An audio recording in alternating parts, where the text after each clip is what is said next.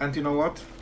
Storm the Festival is cool. We could probably just meet Hook Massacre or something like this and win, but where's fun in that? Storming is... Oh, that's what I'm talking about. Oh, yes.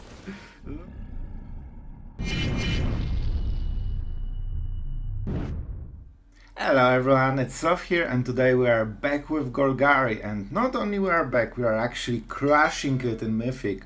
What makes it special? We will talk about it in the deck intro. However, we are here for the matchups and the stats. So the best parts, like of course we are at 67% win rate in Mythic, so that's really good. And we won 6 games, we lost 3 of them, so honestly it's really good results for especially like non-top meta deck, like mono black. And this is the surprise part. Let's see the matchups. We were paired against mono black 2 times only, which is already pretty strange, but we actually won all of those games. We never lost to mono black with this deck. So that's something I know a lot of you will appreciate, and we have good reasons why we don't die to mono black. So with that being said, we will talk about all of this in intro, and that's the play history just for you.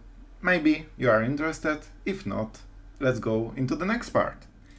Alright, and now we are in the deck, so I got your curiosity hopefully. So why this deck is so great? First of all, it's Golgari, it's always fun, but we have like multiple ways to completely overpower the opponent. As with very often Golgari decks, you have this green power, you know? You have huge creatures, they pack a huge punch, they often ramp you. And when you combine all of them together, it's not like opponent doesn't have answers to the type of threats you have. He does, but he doesn't have enough of them, and they don't hit hard enough to destroy everything. Even if he has mid hook, he needs so much mana to, you know, go for your 7 toughness titan. He just cannot do it in time. And this is the big part of the deck. You just create so many, so big threats that your opponent just cannot keep up with his small little black creatures. And with this being said, let's go into the deck list first. And also we have a whole another plan for the deck that, you know, after the mid game is done, we have even more tricks up our sleeves. So we start of course with the package removal, so we have cut down in Infernal Grasp. We do not have a lot of removal. Our big removal for the deck is Mid-Hook Massacre, especially that we can run pretty hard with this deck, so this is generally expected to clear everything on the board that we care for. So if you want something that, you just wait until the opponent accumulates a lot of those stuff, and you just go for a huge mid-hook, often destroying your own board, but we have ways to go around it. So this is the removal part of the deck. Dig Up is of course really good tutor. Very often you will find either a Titan or the Mid-Hook Massacre. Those are the very key cards that on their own are worth like completely investing this 4 mana. Cruelty of Geeks sometimes is worth it as well. But mostly it's Titan or Mid-Hook Massacre. I myself usually googled for Mid-Hook Massacre, if you could say so. Bankbuster, this is a huge part of the deck, because as you can see, most of our deck is just a creature, just a dude. So when you play a dude, your opponent casts a removal, and suddenly if he has more cards and he has like card draw, at some point you don't have enough creatures because they all trade 1 for 1. We don't have a lot of fable things, you know. So like we have Warchief, of course, this goes 2 for 1 always, but generally we can whiff on some value, and this is why Bankbuster is incredibly important to this deck. This is actually maybe the most important card in the whole deck. This means that you generally never run out of value, and you can keep playing cards until endgame and supreme late game. Especially that you don't play 2 like mono blacks do, you actually play 4 of them. It means that before the Bankbuster is out of counters, you usually draw another Bankbuster. So you can just basically play them until end of the game and draw 2 cards every single turn, sometimes even 3 cards. So insanely important part of the deck. We have of course our mid-game rampers, Jewel Thief, that I like personally a little less, but you know, I cannot play 7 Stompers. So Jewel Thief, that's why you are here, because I cannot have more Stompers, so here you are. that's easy. This is honestly decent card. We mostly play it for treasure. We want something in the board that can do something, block Tenacious Underdog, block Trespassers, do some mess, threaten the Planewalkers, but mostly ramp us into 5, 6, and 7 drops, because that's what we want to. Especially even if we don't need the treasure, we can always go into Storm the Festival, because yes, it's a Storm the Festival deck that doesn't need Storm the Festival to win the game. So that's it. You might not seen Bouncer's Beatdown. It's basically anti-black like tech card or sideboard card. 3 mana, you deal to creature or planewalker X damage, and X is the greatest power among creatures you control. So you have really good creatures with Stompers. Usually you deal 3 or 4 damage easy. And if this cast targets a black permanent, you pay 2 less. So it's 1 green removal. It also exiles. So Underdog, beware. We only have 1 because it's more of a tech card against mono black. One of the reasons we do well with the matchups, and the other one is the Bankbusters. We have Sheoldred, our serfs. This is huge card because we draw a lot of cards and we want to pressure our opponent.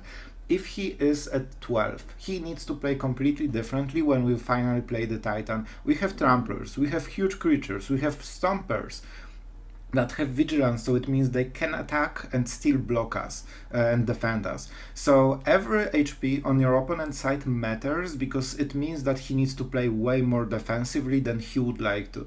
So sure that definitely both parts have huge meaning, and we have 3 of them. Especially sure that is great in this deck, especially great because we have other creatures that eat up removal. You will see it in the games. When you watch the games, you will exactly see that we have so many threats that our opponent, yes, he had the Infernal Grasp, but he already used it on Jewel Thief, Stomper, Titan, Warchief. At some point he cannot have Infernal Grasp for every single creature in our deck. And part of playing this deck is manipulating your opponent into removing their own creature because he feels pressured. So when you make this attack main phase, he feels that he cannot take this 4 damage to check for the perfect target, and he just removes whatever is attacking him. Then you play Sheoldred and he's like, oh, I think I needed this Infernal Grasp more for this creature. And then you enjoy 3-4 turns of smoking him for free and you win the game. That's usually how the game goes. Cruelty of Geeks, of course, really good. We don't really go for animation, but generally all the chapters are very useful, so it's just a good filler card. Nemata, Primeval, Warden, not the biggest part of the deck, so you can remove for 4 Sheoldred if you want, but definitely gives a twist, and it exiles every creature that would die, so this gives you another way to deal with the Tenacious Underdogs. And of course you make saprolings, you can pause and read the card. I want to make short intro, okay? So people don't complain. So, Workshop Warchief, we have 5 mana, 5-3 Trampler, you know the card. This is basically our endgame filler that overpowers our opponent. Usually they can kill the Warchief, and they usually cannot kill the Rhino, and the Rhino is what gets them. So, especially if you cast Warchief, then next turn, guess what? You cast Warchief, then you cast Warchief, and then you cast Warchief. There are not many decks that can keep up with this train of value. It's just way too much. You basically pay 5 mana for 9/7. That's insane. That's why we have green in the deck. It's just way too much raw stats, and Blitz is very, very useful at finishing your opponent when he thinks that he got exactly amount of blockers to survive and kill you next turn, and then you say, surprise, surprise, I have a 5 additional attack that you cannot deal with. And with Trample, you ensure that he needs to actually sacrifice 5 toughness for this, so it means that it's not efficient to block it, and it's usually just a free 5 damage. So, of course, we have the main things. Titan, you love, you know exactly how it works, we won't talk about it. Storm the Festival, look at this. The whole deck is hit by Storm the Festival. You won't whiff with this one unless you hit 7 lands and Midhook Massacres. This is insanely good card in the deck. If you get double Warchief, you probably have won the game. 6 mana, I don't know, 18-10 in stats, it's just insane. And the fact that you can flashback it for 10 mana, this ramp will never go to waste. Every card from Bankbuster, even land, will make a cut sooner or later, because Storm the Festival benefits from all of this. So unless you run out of deck, You just keep going with this deck. There's never end to the train of creatures, train of value, and this is usually what overpowers your opponent. He just cannot keep up with your tempo. You have too much, too fast, in too small periods of time, you know. He cannot refill the gas. So that's what we do, and we are very good against Invoke Despair, because all of those creatures, even if we play Stomper, and then you play Sheoldred, Invoke doesn't hit Sheoldred because you have other creature. Yeah, it cannot attack, but it's still a creature and you can sacrifice it. And protecting Sheoldred this way very often wins you the game against Mono Black, and this is one of the reasons we perform so good in the matchup. Okay, it was concise. I think I covered everything. And if you enjoyed the deck, don't forget to subscribe. We have a lot of good decks lately, so definitely go for the daily content. You don't lose anything and you get every single day a cool deck. What more to want from life? And yeah, enjoy the games. I hope you enjoyed it, and thank you all for the support. Alright, I really want to win this one. You go first with Stompers and Mythic Massacre. Like, this is definitely a very strong start. We even have Boseiju. Who knows, it might come handy. Definitely hurts when you don't have a 2-drop, and they have. But with Stompers we should be fine. And we go for Swamp, because we are actually very short on Swamps, and we need one for the next turn for Sheoldred. So that's a really big deal. Celestus. Oh, that's a nice Boseiju target. Probably not for now. No, this land is really cool. I actually really enjoyed drawing it. Our opponent definitely has some removal, but he's tapped out. And that's good enough. If he removes it during his turn, it means that he doesn't cast anything, so we don't really lose time. We could remove the Celestus. This ramps him into Invoke Despair, but it will hurt him so much. That's a big choice. I'm actually not sure which is better. I guess it ramps him anyway. Right? He gets the land anyway. That player Mage Search, yeah. Basic land type. So we don't really have a choice. Destroying ramp gives him the ramp, so it is what it is. But if he plays Invoke Despair like he wants, it means that he takes 6 damage, and then we can attack with Sheoldred for another 6. Or another 4, so it's total 10 damage. So he's at 8 suddenly. That's probably not the play he wants to do, and he cannot kill Sheoldred because we have Stomper, so we just sacrifice the Stomper. And actually I must correct, Invoke will deal 4 damage and, you know, draw 2 cards, okay? Like, my train of thought is all over the place right now. So we sacrifice the creature, so only 2 cards will go and 4 damage from Sheoldred. That's what I wanted to say. How much do I hate Celestus? Probably not enough to use this ability. Yeah, I think the play is just Mythic. That's an interesting draw, but I don't think we have enough time. I really think killing Sorin is way too important. Like, this is a huge card for them. Even though it hurts them, they very often hit lands and stuff, so most of the time then they don't even get punished. Okay, and we... Huh. Oh man, that's a... Okay. Okay. Didn't see the Celestus. Okay, that was definitely my misplay. Was it? Like, we had to do it anyway. At least we had chance to get Sorin to 1. So it's nearly dead and he cannot like create vampires. Yeah, now he has Invoke Despair, but it doesn't hurt, it's just 1 card, so that's fine. We need land from the top, and then we cast Titan, and we are in a good spot. If not, it's probably Stomper and Bankbuster. I would prefer untapped land, but I guess thanks.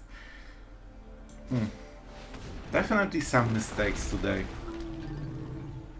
We go for green, as the Titan is heavy on green. Do we actually use this land or wait for the cycle? I think with Bankbuster they cannot really answer it. So let's play the land. At some point we need 10 for Storm the Festival. Nothing has haste, so we cannot. Well, the game is on. The game The game is on and our Stomper is activated. So we will be able to put a little bit more pressure. Alright, into the draw game. However, we can draw and he won't be able to. Okay, enough with the land so far, please. Let's first attack. See what he gives up. I'm pretty sure he will block with the vampire. He cannot crew the bankbuster, of course. Infernal Grasp. Okay, I see. You might regret some decisions, my friend. Okay, that's some first tier Titan for you. Definitely destroy the bankbuster. With all the sacrifice effects, I think this is like only choice. So we cannot go for the shield counter, and that's why Infernal Grasp right now is a big deal. Yeah, he will draw one card, but it's one card instead of three and having a creature, so that's a very good deal for us.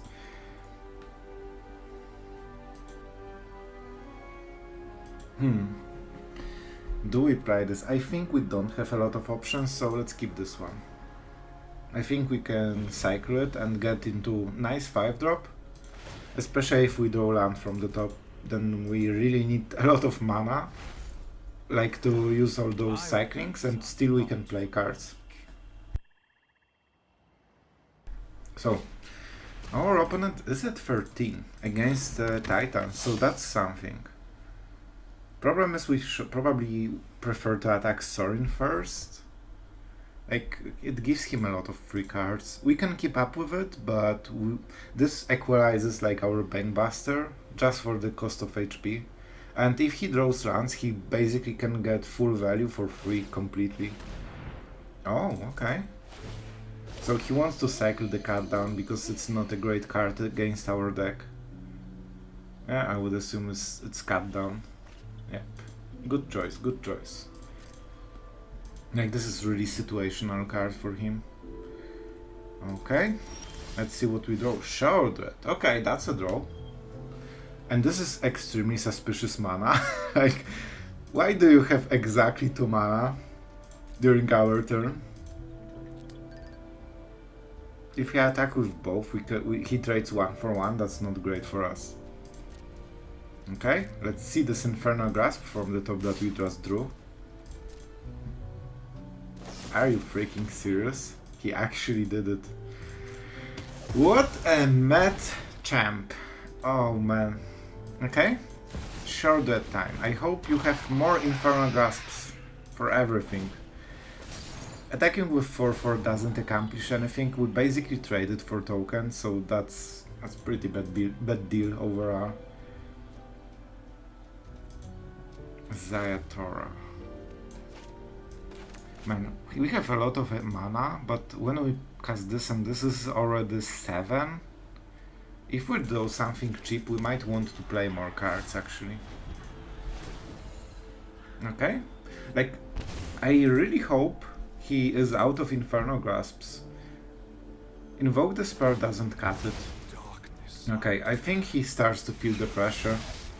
He doesn't want to +1 because he doesn't have most likely answer to Sheoldred, and he knows that his life is very low already. Glutton is definitely a problem. It deals a lot of damage. Oh my god, another sorry. Okay, fair. We definitely have to work for it. By the way, Mythic Massacre is like auto-win here. So we have really good potential for some draws. We cannot block this one though, so that hurts. Mostly because he gets life. So it disnegated Sheoldred for 1 turn. Do you want to draw? Like, Celestus is really punished with Sheoldred, as probably most cards. Do we want to blitz the Warchief? I don't really think we do. Like, we can just a little bit chill. We have a lot of cardo, so let's see what we get first. Oh, that's a pretty decent card. So, you said that you don't like cut downs. You might regret this choice, my friend. Now he has only 1 card and 1 Celestus. If he again gets the cut down, I'm okay with this. He deserves it. And as we said, Oh my god, he actually has the cut down again from the top. Man, this guy just never whiffs at any point. Oh my god, it's still fine, like that was a good play anyway. But the fact that he's drawing every single turn, like exactly the card that hurts us, like nothing except cut down would do it. Man, and he just cycled one of the cut downs, so I assume he's probably out of them. He already had two, and that was the third one, in top 20 cards. Oh my god. And now invoke the spur from the top. Like, what the champion. What is fun is that I'm pretty sure we still win this. Even after all of those crazy top decks. Underdog. But without Blitz, because he's short on HP. And this is the beautiful part about the deck. Do we go with the Blitz and Trample, actually? Seems pretty decent, right? Nah, we don't need, because we have Bankbusters and they act exactly like Blitz creature. So let's go for Swamp maybe, for no particular reason, and we just keep crewing and attacking. Like, Bankbusters in these situations are really strong. So I think we go like this. Yeah, I think that is the best one. We don't super need to kill Sorin. It's irritating, but it's not the biggest deal. We just want to make sure that he's pressured in every way, basically. Especially that during his turn he cannot kill the Bankbuster because he's mono black, so they just don't have ways to deal with them at all in the deck. And as you can see, he kills his Sorin just for the token. Man, the Sorin train. He's definitely fighting, but I think that every single turn he's falling more and more behind, and this draw is actually an insane top deck. We don't really need it, but it's still a very good top deck. So first, let's attack. With all this card though, we can complete... I'm pretty sure there was a play that is lethal, but I'm pretty sure we win regardless. So we can go with it. Sure, you get one of them. So he's at 5, and now we get to draw a lot of cards. And Storm the Festival. Like, I'm also playing this way, guys, so you can see the deck, how fun it is when you start winning. And let's draw another card, but later. So we can crew this one if we really need to. And the pressure is just ramping.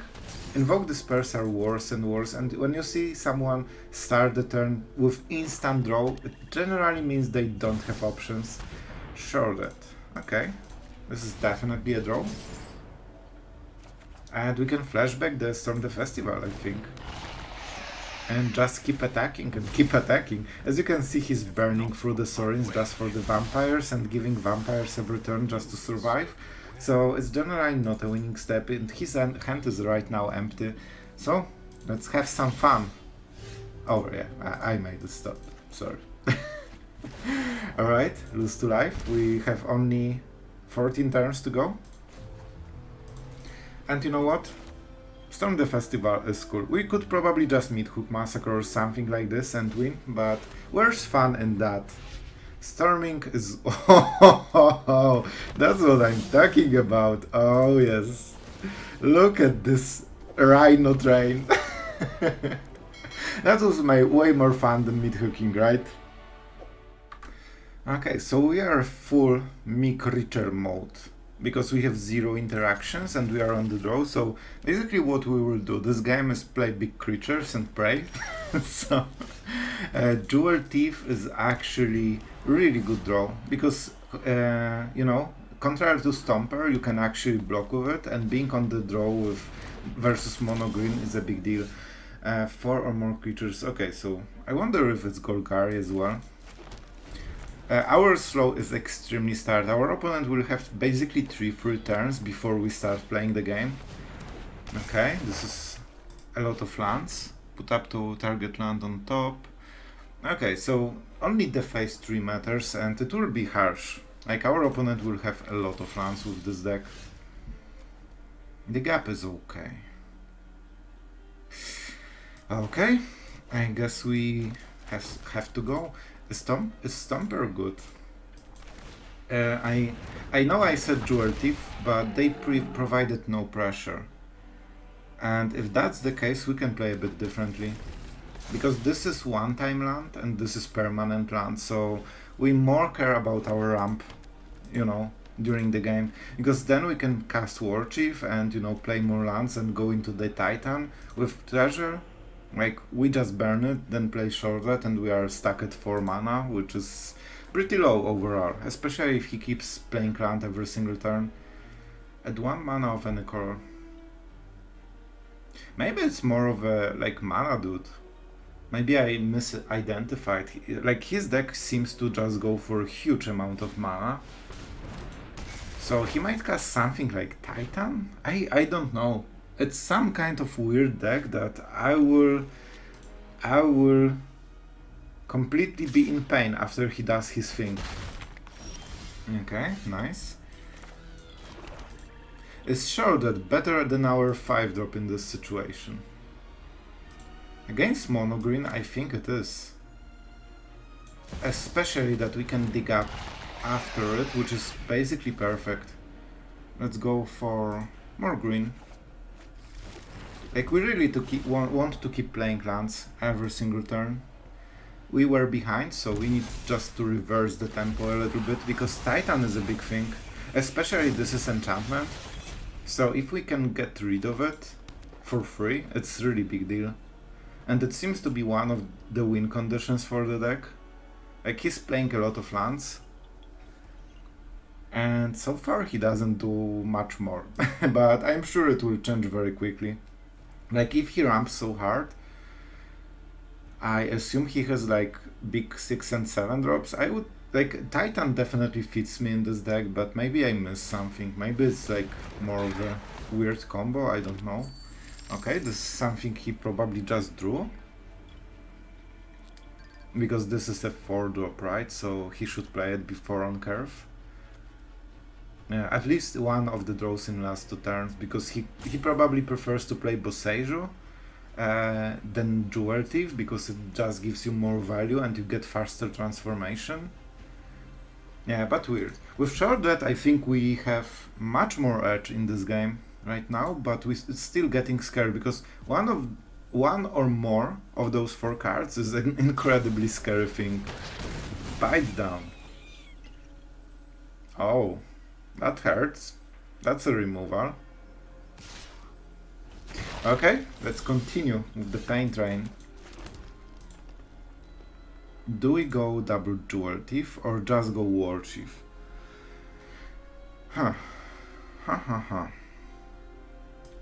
Jewel Thief. And the reason is that this enables us to play Titan of Industry, and that's a lot of stats in the board. We could go for the Bankbuster, but then we burn treasures, that's not great. Yeah, we need 1 land more to naturally play Titan. If not, we just use the treasures, but they are pretty useful. Like, with Bankbuster, the more mana we have, the more plays we can make. So, let's see. Defiler of Vigor. I don't know what this card does. 5 mana Trumble, Fire X enclosed. This effect reduces only the amount of whenever you cast green permanent, put on each creature you control. Okay, that's super scary. I'm in full fear mode right now. Man, we need to start removing his creatures, which is pretty hard because we didn't hit Mythic. Like, if we go... No, we need land and Mythic, so that's way too late. Man, this is super scary. We definitely need Titan to get rid of one of those. And we need to trade efficiently. Like, we need to face tank a lot of damage. This will definitely be painful. But he traded 1 for 1, so that's kinda good for us. Okay, that's a Titan. Titan is probably the best value we have right now. Alright, we definitely destroy this. Man, he will have so much in stats, it's not even funny. I think we need to go for the maximum power, honestly. Is this the Bankbuster time? Yeah, I think it is. I think it is. It also makes attacks a little bit awkward, because we can crew and turn 3-3 into 4-4. It's not the biggest deal, you know, but it's some deal. Like, we need to make it hard, because we are on the back foot. Like, he also doesn't want to attack with Defiler of Vigor, unless he can force us to, you know, die if we don't block. But yeah, if we can kill the Defiler somehow, we can stabilize the game. Like, Workshop Warchief is a big deal here. It's really beefy creature. Okay, let's see the attack. Oh, that's some greed. He might have instant. Okay, we need to make it smart. We need to make it smart. This one does not have trample.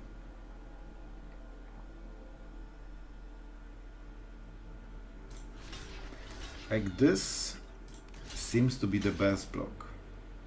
We might get something like this, which sucks. If he has it, this is a blowout.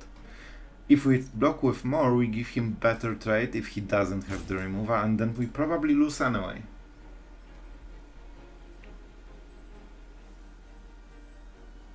Yeah, like, giving him this is perfect for him. He wants to kill the Titan, probably. Yeah, so... Okay, so either he gets the Titan, or two... But we still don't kill him. If he kills the Titan, it's... Like, we... Oh my god, I forgot to block the other one. Man, I'm talking too much while I play. Indeed. We are at 1. Everything planned. We just need Titan from the top, don't worry. We'll just top deck the Titan, heal, and win the game. That's my plan. You know what? Close enough. Close enough. Okay, this heals us, gives us very beefy stats, and we got rid of the Defiler. I'm not sure if that was worth the attack. We should champ block this one, and we would be at 13 with better board. So, as usually, my big mistake here. Okay, let's go for our attackers. Whatever he does, it's fine. And he's at 14, so he actually needs to be careful too. So right now we pressure a lot of blocks, and if he doesn't attack, we draw a card with the Bankbuster, which is huge. Because we can double spell if we get the right cards. Or at least play lands and prepare for double spell. Also, Festival is really important. And right now, without the Defiler, he traded his key card for basically one, you know, it's strong, but it got its full value out of ATB. So, like, it was tempting, but was it really worth it? Like, he lost the whole, like, late game plan because of this attack. Right now he does nothing, like, his creatures are just weaker than ours a bit. Okay, sure. So he needs to attack with everything, and then we can make some good trades, which is amazing. Alright, so we need 2 creatures with 4 toughness, so we crew. We can still draw a card. Okay, so this goes here. This goes here. This goes here. And this goes here. Perfect blocks. Perfect. He gets 0 damage, and he basically lost all of his creatures, and we lost only basically one of them because we get the, you know, death trigger value. And we also get to draw a card. Like, I think we are slowly navigating it to win that we should not ever have. Do we just kill him? Nearly. We nearly kill him. If we blitz this... Wait. Does blitz win the game? So this has trample, right? 5. So he blocks this one, this is the highest, and 7. Yeah, we just kill him. Man, he messed this game so much. Like, I think he was in winning spot if he didn't mess up. And now we just go Smork. Me Smork.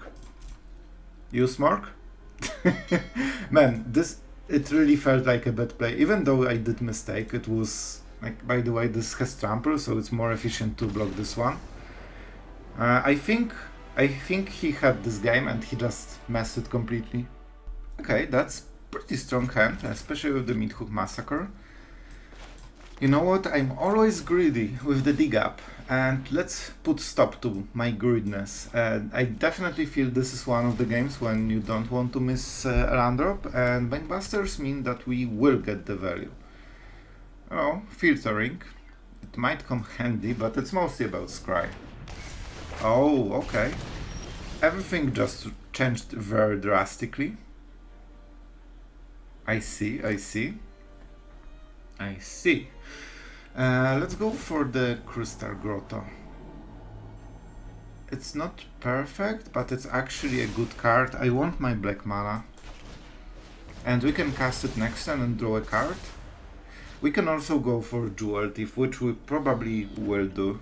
It's a bit better option. The fact that we are on the play against aggro is incredibly important.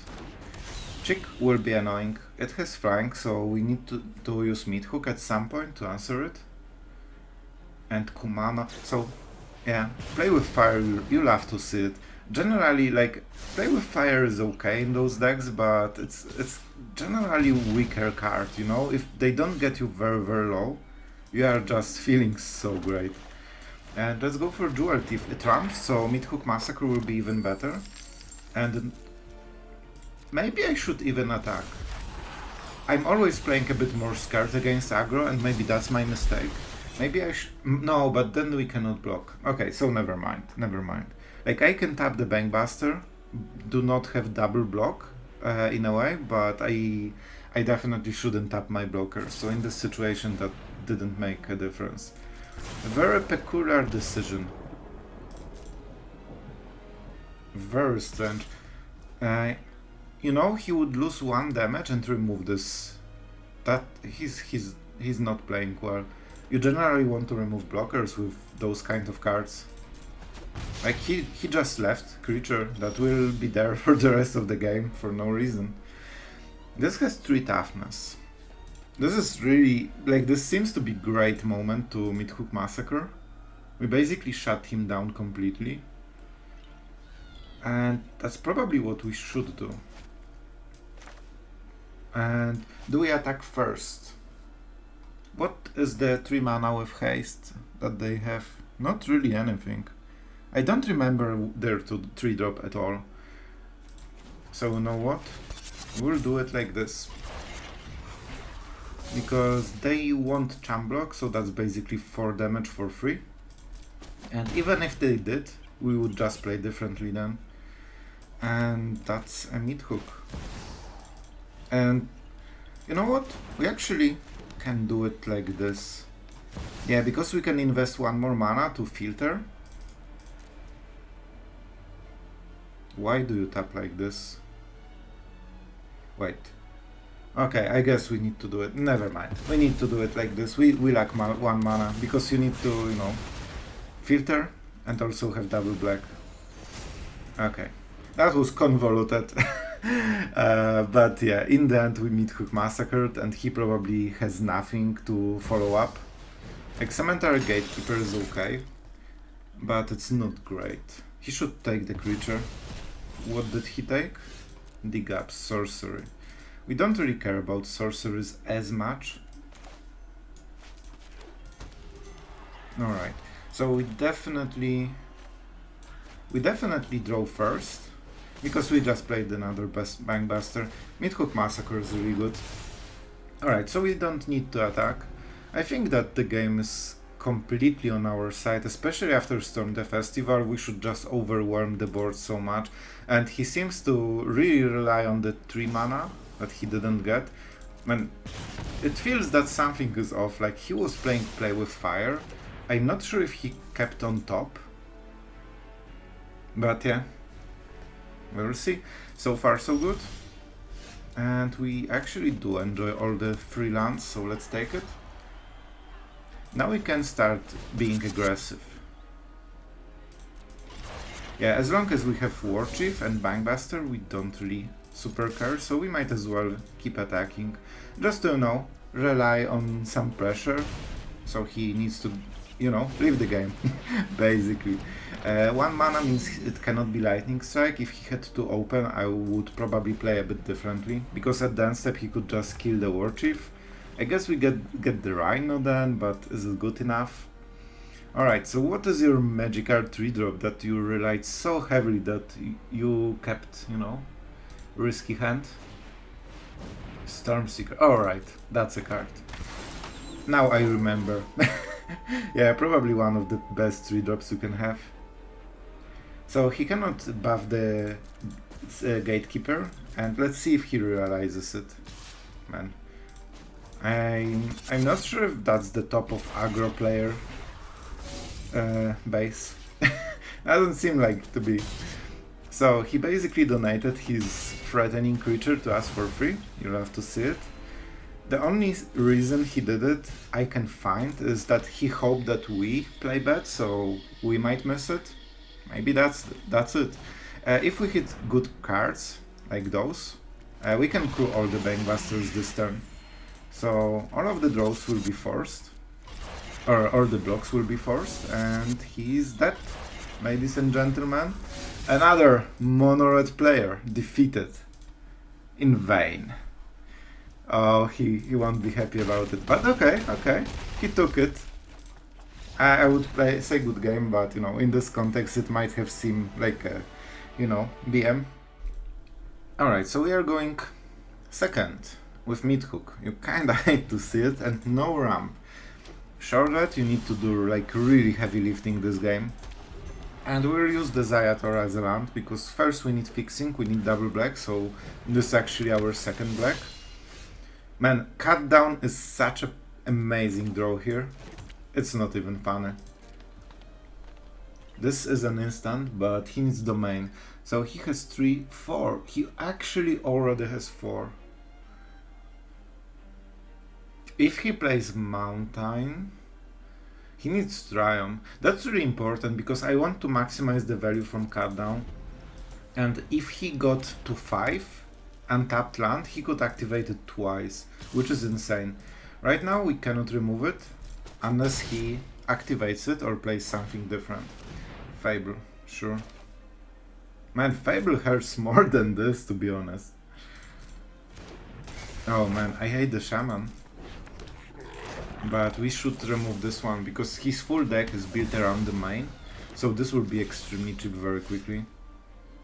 And you know, our great 0 plays, always nice to see. Only 5 drops and 4 drops.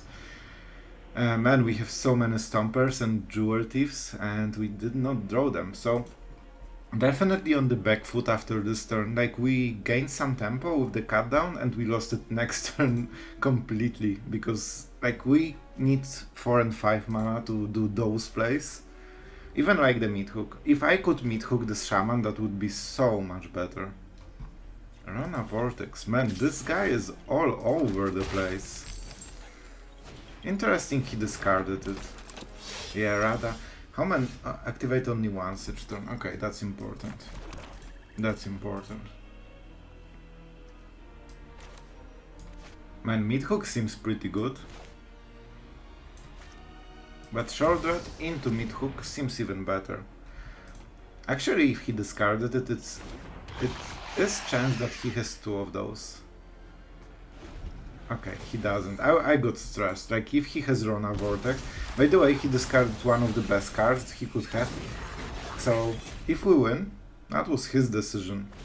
This is really amazing card. Alright, 3 toughness. Man, he is really giving us a chance. Alright, we cannot block. I forgot about this part of ability. However, our opponent played exactly into our plan. And you know what? He cannot really block. He doesn't have haste creatures here too much, so let's attack. I think it's 3-4 damage. With Sheoldred, his HP really matters. If he's smart, he knows what it means, and he should trade. Very nice, very nice. That's something aggro players don't do enough. Well played, my friend. That was really smart play, and something you basically never see. So he basically refused us 1 HP, and we had to kill our own Sheoldred. So in the end, probably not worth it. If he didn't block, we would get basically 3-4 damage and we would remove the board while keeping our stuff. However, we still have a lot of strong creatures and I don't think he can outpower the Warchiefs, so we just keep playing them until the enemy scoops, and that's probably enough for this game, to be fair. Like, this is, each one of them is 9-7 in stats for 5 mana, so even though he got rid of the Sheoldred, man, but I really appreciate it. That was like a amazing play. Basically, if more players did it, this attack was completely not worth it, but usually they just take the damage.